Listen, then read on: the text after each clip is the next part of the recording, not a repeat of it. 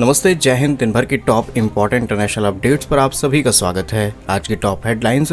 Recently BRICS देशों के सभी विदेश मंत्रियों ने न्यूयॉर्क के अंदर बैठकर के अमेरिका पर निशाना साधा है। अब कई लोगों के लिए ये एक नॉर्मल कन्वर्सेशन लग सकती है, लेकिन अमेरिका के अंदर बैठकर के ब्रिक्स की बात करना ये अपने आप में बड़ा एस्पेक्ट माना जा रहा है। और ये बात आप अच्छे से जानते होंगे कि ये वही ब्रिक्स है जिसकी करेंसी, जिसके संगठन मात्र से ट्रंप को चिढ़ होती है, लेकिन अब वही ब्रिक्स अमेरिका तक पहुंच चुका है। दूसरी अपडेट अमेरिका और तुर्की से सामने निकल के आ रही है, जहां पर पाक का सपोर्ट करने वाले तुर्की को अब अमेरिका ने बड़ा झटका दिया है। असल में तुर्की ने कुछ समय पहले जो फाइटर जेट बना करके तैयार किया था उस पर रोक लगा दी है। तीसरी अपडेट भारत और यूरोप से, जहां पर रिसेंटली भारत और यूरोप के बीच साइन हुए फ्री ट्रेड एसोसिएशन की शुरुआत हो जाएगी और इसमें करीब 100 अरब डॉलर का व्यापार होगा। लास्ट अपडेट भारत रूस है, जहां पर रूस के विदेश मंत्री सर्गेई लावरोव ने भारत को लेकर के कई बड़े खुलासे किए हैं। जानते हैं आज की इस वीडियो में सारी इंपॉर्टेंट अपडेट डिटेल्स में। यदि आपको हमारा काम क्वालिटी रिसर्च पसंद आए, वीडियो को लाइक, चैनल को सब्सक्राइब जरूर कीजिएगा, क्योंकि आपका ये छोटा सा काम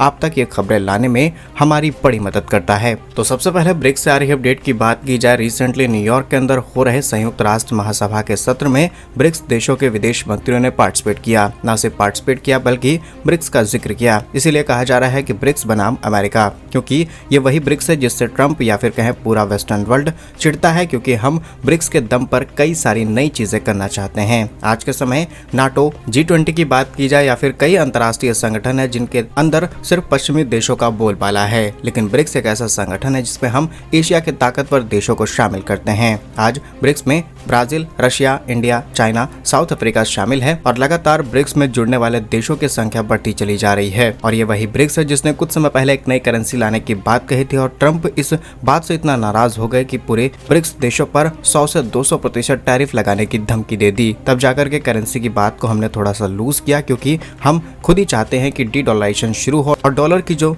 निर्भरता है, डोमिनेंसी है ग्लोबली, उसे रिड्यूस किया जा सके। आज नहीं कल ब्रिक्स संगठन मिलकर के कोई ना कोई ऐसा फैसला लेगा। लेकिन अमेरिका में बैठकर के ब्रिक्स देशों के सभी विदेश मंत्रियों ने पार्टिसिपेट किया। न सिर्फ पार्टिसिपेट किया बल्कि इसकी अध्यक्षता भी भारत कर रहा था और भारत की तरफ से पहुंचे डॉक्टर एस जयशंकर जी नेतृत्व कर रहे थे और अमेरिका के अंदर सभी मुद्दों पर बात रखी गई, जहां पर विदेश मंत्री जी ने कहा कि अमेरिका जिस तरीके से अनाप शनाप टैरिफ लगा रहा है, इस पर विचार जरूर करना चाहिए और सिर्फ अपने फायदे के लिए या फिर यूनिडायरेक्शनल होकर के कोई फैसला नहीं लिया जा सकता। सभी देशों के हित को ध्यान में रखते हुए फैसला लिया जाए और अगर हम रूस से तेल खरीद भी रहे हैं तो डेफिनेटली हमारा इसके पीछे कोई इंटरेस्ट होगा। हम सस्ता तेल खरीद पा रहे हैं और हम अपनी तेल जरूरतों का जब 80 से 90% हिस्सा इंपोर्ट करके पूरा करते हैं तो हम उसी देश के पास जाएंगे जो हमें सस्ते ऑप्शन देगा, नहीं तो हमारा $1 बिलियन का नुकसान होगा और उसकी भरपाई करने के लिए अमेरिका हमारे पास नहीं आएगा। वहीं ब्रिक्स के अंदर भारत की तरफ से ग्लोबल साउथ की आवाज को और ज्यादा सशक्त करना, व्यापार, सुरक्षा, सभी देशों का एक साथ विकास, इन मुद्दों पर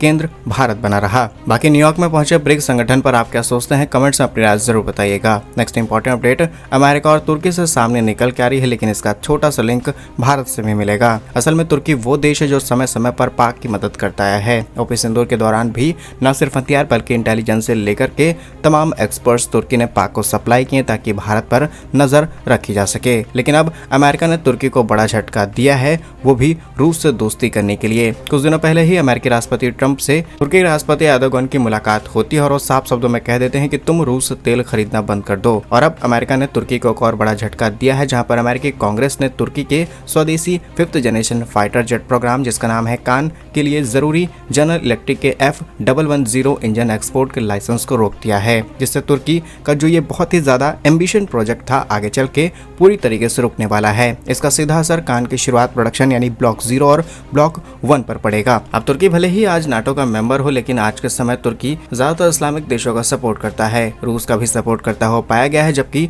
अमेरिका इजराइल जैसे देशों को सपोर्ट करता है और तुर्की इजराइल के सीधे खिलाफ रहता है। कुछ महीनों पहले की बात है, तुर्की ने अपने सभी पोर्ट, सभी एयरपोर्ट्स को उस तरीके से ब्लॉक कर दिया है जहां पर इजराइल का कोई भी शिप या फिर कोई भी विमान लैंड नहीं कर सकता। आइए डिटेल्स में आपको बताते हैं कि एग्जैक्टली अमेरिका ने तुर्की के साथ कितना बुरा किया है। असल में कान तुर्की का पहला स्वदेशी 5th जनरेशन फाइटर जेट है, जिसका प्रोटोटाइप कुछ समय पहले ही तैयार किया गया और प्रोडक्शन होने ही वाला था कि अमेरिका ने इंजन सप्लाई रोक दी। तुर्की ने अमेरिका से टेक्नोलॉजी ट्रांसफर, इंजन का लोकल प्रोडक्शन से लेकर के असेंबलिंग और को प्रोडक्शन की इजाजत मांगी थी, लेकिन अमेरिकी कांग्रेस ने सुरक्षा का हवाला देते हुए तुर्की के इस प्रोजेक्ट पर पानी फेर दिया है। और ये भारत के लिए अच्छी बात है, बिकॉज तुर्की के हाथ में 5th जनरेशन फाइटर जेट आते ही भारत के जितने भी पड़ोसी देश हैं आपको वहां पर 5th जनरेशन फाइटर जेट देखने को मिलेगा। अब ये भारत की सिक्योरिटी के लिए किसी बड़े खतरे से कम नहीं है। आपको पता होगा कि तुर्की ने बांग्ला की बात की जाए, श्रीलंका की बात की जाए, मालदीव, पाक, इन सभी देशों को अपने TB2 ड्रोन सप्लाई किए हैं। ये दुनिया के मॉडर्न ड्रोन्स हैं जो कि कई प्रकार के इंटेलिजेंस कलेक्ट कर सकते हैं। तुर्की को क्या जरूरत थी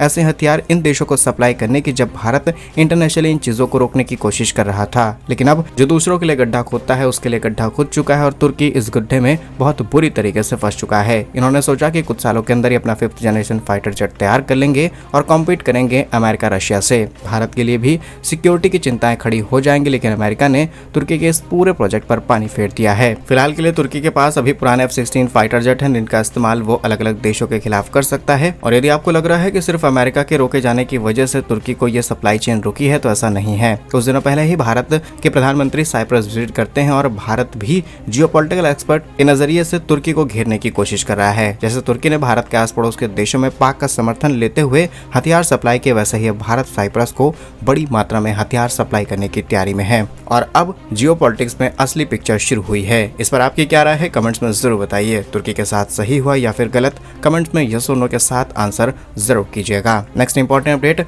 भारत और यूरोप के बीच हुए एक इंपॉर्टेंट ट्रेड एग्रीमेंट से सामने निकल के आ रहा है। आप जानते होंगे काफी समय पहले ही जैसे ही ट्रम्प की तरफ से टैरिफ इंपोज किया गया भारत समेत पूरी दुनिया पर, तब भारत अपनी सप्लाई चेन, अपने एक्सपोर्ट्स को डाइवर्स करने के लिए अलग अलग देशों से बातचीत कर रहा था। यूरोप भी उनमें से एक है और सही मायने में भारत पर जो टैरिफ लगे हैं वो यूरोप के कहने पर लगे हैं। और यूरोप ने ऐसा क्यों किया है आगे हम आपको बताएंगे, लेकिन जो रीसेंट डेवलपमेंट्स हैं वो ये हैं कि भारत और यूरोप के बीच जो फ्री ट्रेड एसोसिएशन यानी EFTA साइन किया गया था वो एक तरीके का फ्री ट्रेड एग्रीमेंट है। भारत और यूरोप के बीच हुए trade and economic partnership agreement 1 अक्टूबर 2025 से लागू हो जाएगा। भारत का पहला यूरोपीय भागीदार के साथ व्यापार समझौता, जिनमें आइसलैंड, लिechtenstein, नॉर्वे और स्विट्जरलैंड देशों की ओर से 15 साल में करीब $100 अरब का निवेश और करीब 1 मिलियन प्रत्यक्ष नौकरियां देने के प्रॉमिस किए गए। और ये कोई हवाई बात नहीं बल्कि प्रैक्टिकल बात है। अब इस डील से भारत को फायदा ये होगा कि जो चीजें हम अमेरिका को एक्सपोर्ट कर रहे थे वो सीधे यूरोप एक्सपोर्ट होंगी और इसमें से जितनी भी चीजें हम एक्सपोर्ट करते थे उसमें से 80-85% वस्तुओं पर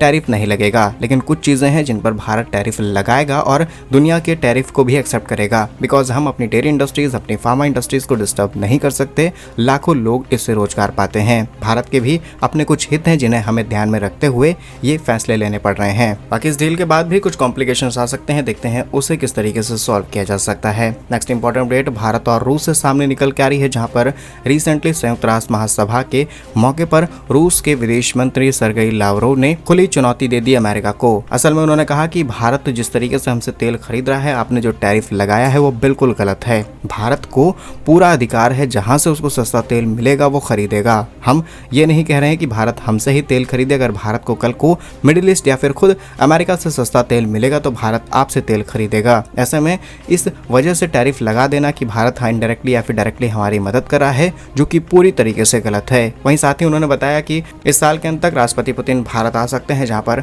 व्यापार, defence technology, artificial intelligence, energy, security, health, space सहित सभी मुद्दों पर हम एक साथ मिलकर के काम करेंगे। दुनिया को जो सोचना है वो सोचते रहें। तो इन सभी खबरों पर आपकी क्या राय है कमेंट्स में जरूर बताइएगा। भारत के ऐसे ही वीडियोस पाने के लिए वीडियो को लाइक, चैनल को सब्सक्राइब जरूर कीजिएगा। वंदे मातरम, भारत माता की जय।